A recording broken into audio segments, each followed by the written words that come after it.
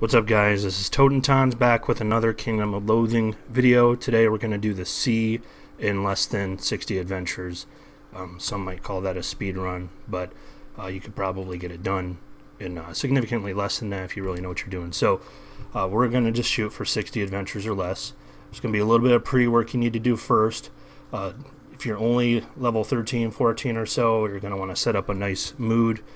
What I do is I use Frignos, Connery's, Serum of Sarcasm, Filter of Force, and then just the standard stuff that I normally run. And then you'll want to have Fishy active as well. That's basically something that you'll always need to have if you're going to be doing the sea. And there's several ways to do it. You can do a cup of Guilty.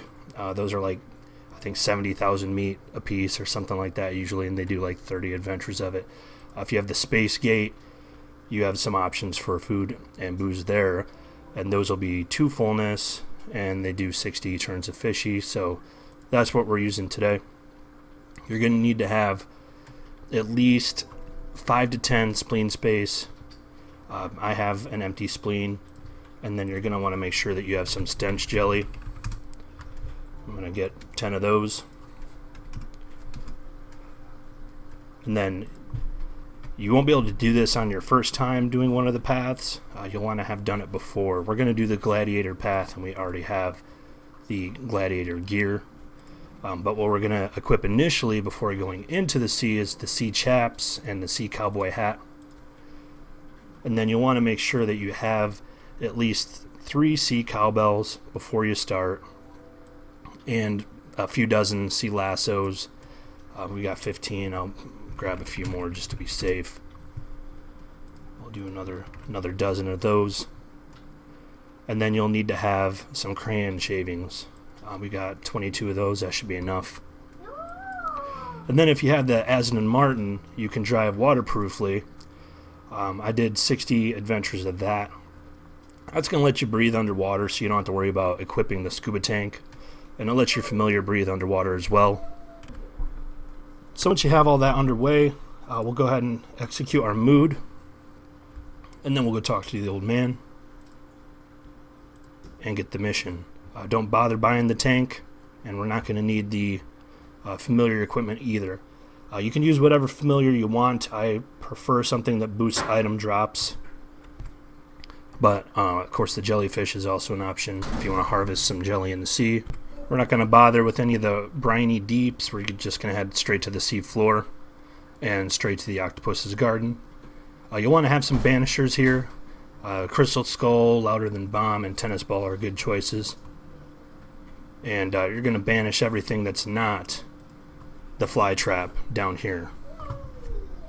And let's just quickly note, we were just at 295 for adventures, so we'll see where we end up at the end.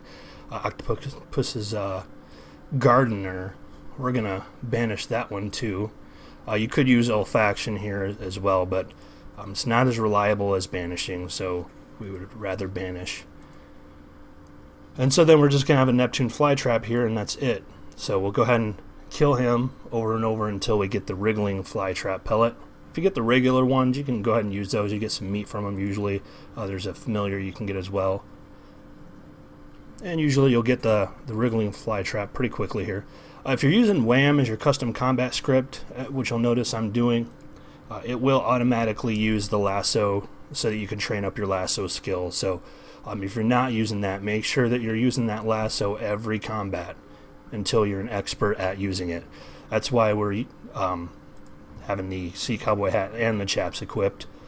Some people don't realize that you can start working that lasso skill straight away.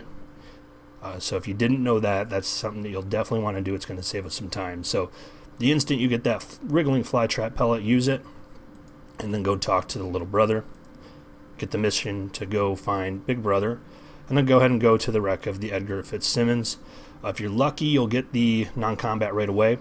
If you're not, then you'll get a regular combat for the first turn there, and then for the second turn, before you do the second turn, go ahead and use a stench jelly, and that's going to force this non-combat. So you'll only have to spend at most a couple turns here. So we got that one. We opened the bulkhead. Let's head back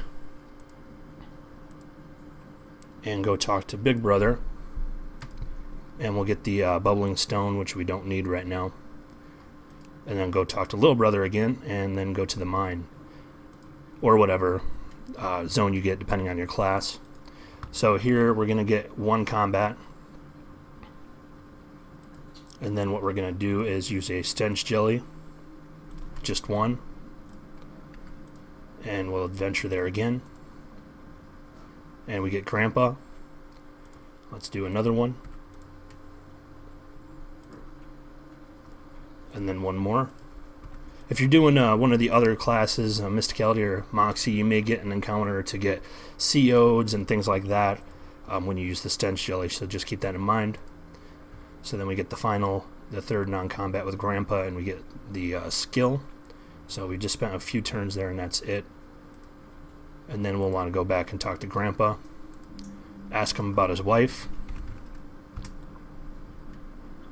and that opens up the Merkin outpost. So what we're going to want to do real quick is increase our non-combat beyond what we have. So if you use the Merkin hide paint, that's going to give you a pretty big bonus. It's pretty cheap depending on what you consider expensive, just a few thousand a piece. So I'm going to use a few of those, and that should boost our non-combat,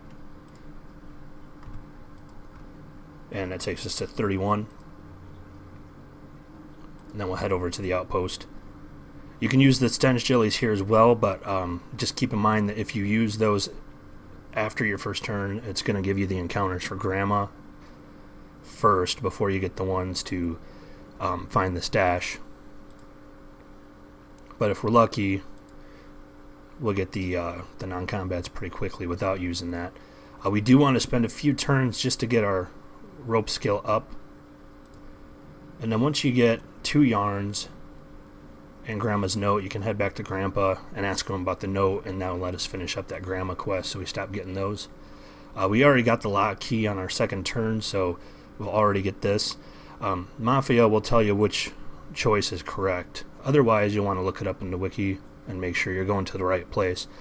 So we're going to go into the glyph tent, and then we don't know which one of these 3 is going to be the right one, so we'll just choose the first one and see what happens. We got the kill scroll, that's not the right one.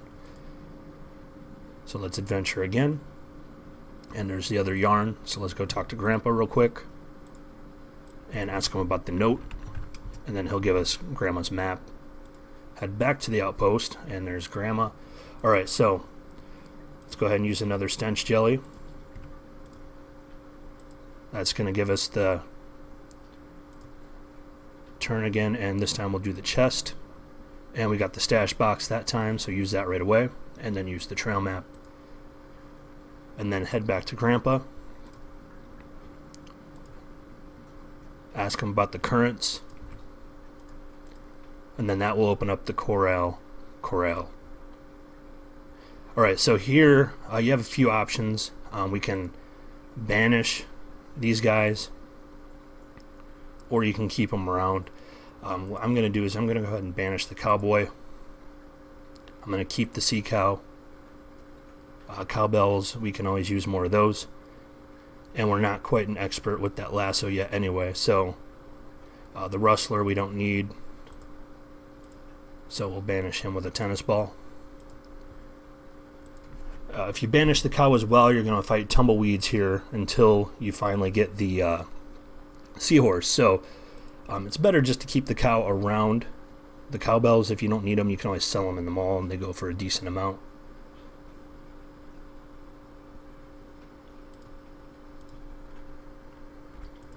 Of course, we have a digitized monster that we have to fight here. You can still use the lasso against digitized monsters, even if they're free fights, like the witches pieces.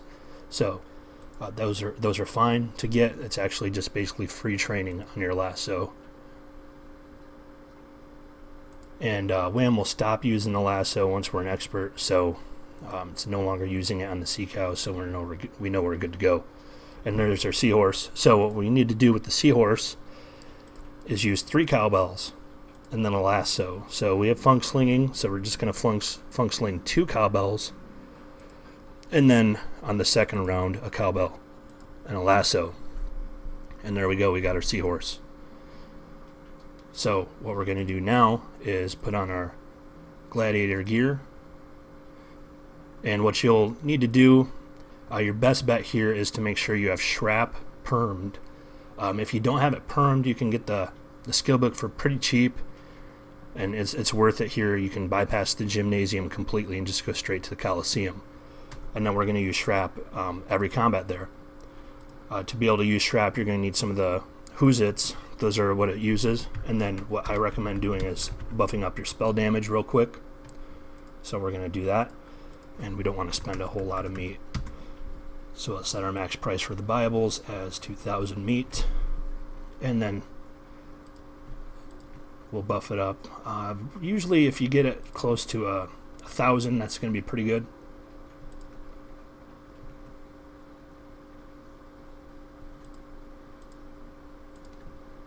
And then you can buff your mysticality as well if you need to. 845 should be good. And then let's do our mysticality.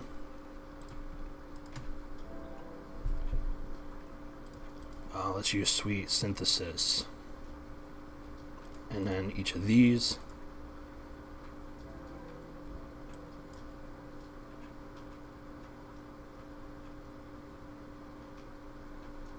Alright. Visit the nuns real quick just to make sure we're at full MP, and then go to the Coliseum. The goal here is to kill each combatant with just one turn of Shrap. So there we go. There's one. There's the second one. 3, 4.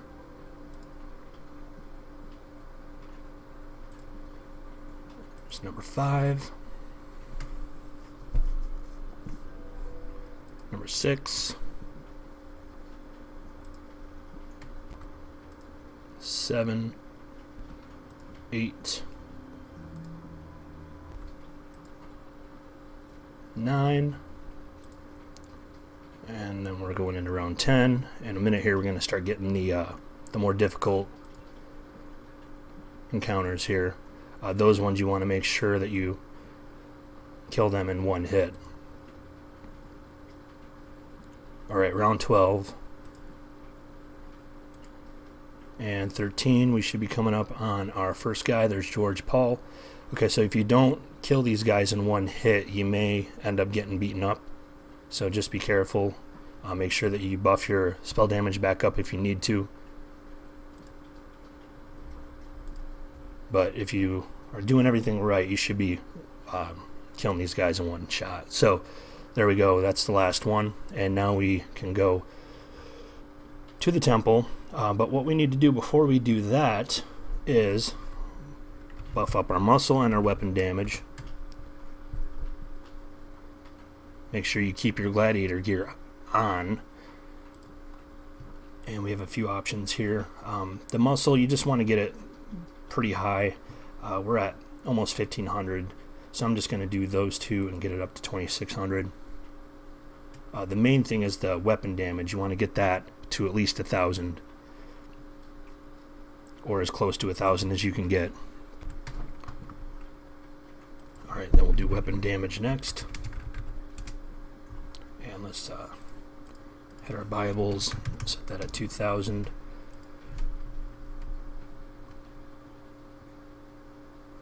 Don't use the demonic cow's blood. You'll want to bypass that.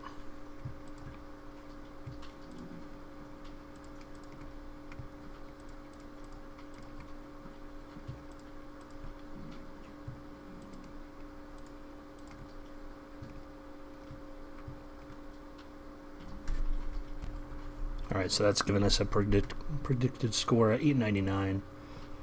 Let's go ahead and execute those.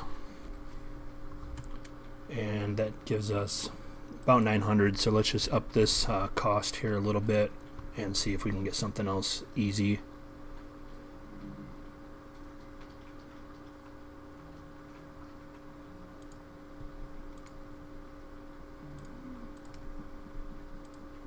There we go.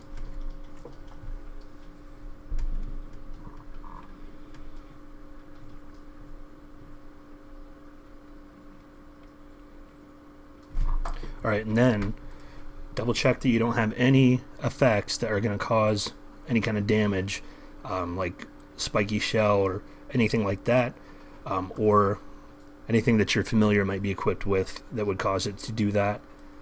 Jalapeno sauce sphere, that's another one. Anything like that, if you have that, you're going to die. And then you want to burn all your MP. Luckily, Mafia makes it easy. Just burn 0, and we'll use up basically everything. Then restore your HP.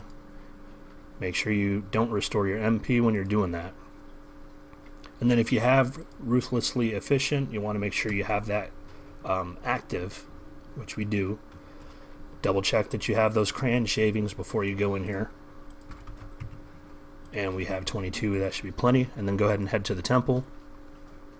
Enter the temple, get the blessing, and then summon Shub. Alright, so first thing we're going to want to do is funk sling some crayon shavings. And you can see Mafia will track the creature's attack and defense. We're going to want to drop that down to less than 100 for each. And just keep funk slinging until we're down there. We're at 36. Let's do one more round of that. And then regular attacks. That's it, just regular attacks. And it should only take a few to wipe them out. There we go. And then we'll grab our piece. So we got the Brand of Violence here, and we of course got some instant karma. And as you can see, we did that in about 20 minutes or so. And we have used probably, let's see, almost 40 adventures, about 37, 36, something like that. And that's it. So very easy to do the C in less than 60 adventures if you have the gear already and you prepare properly. We did spend a little bit of meat on that. Not actually sure how much, but doing the other path, the Scholar path, is going to be similar. We'll probably spend a little bit more meat doing it that way because we'll have to learn the vocabulary and everything first. But I'm going to do another one on how to do that path later on, and I can show you how to do that in about the same amount of turns. It's definitely going to be less than 60, and it's definitely only going to take you 20 to 30 minutes depending on how well prepared you are. So that's it. If this video helped you out, hit the like button, subscribe if you want to get more. And then leave me any comments if you have any suggestions on how to speed this up a little bit more, or if you have any other comments on how this helped you out or what you liked about it. Alright, thanks for watching, guys.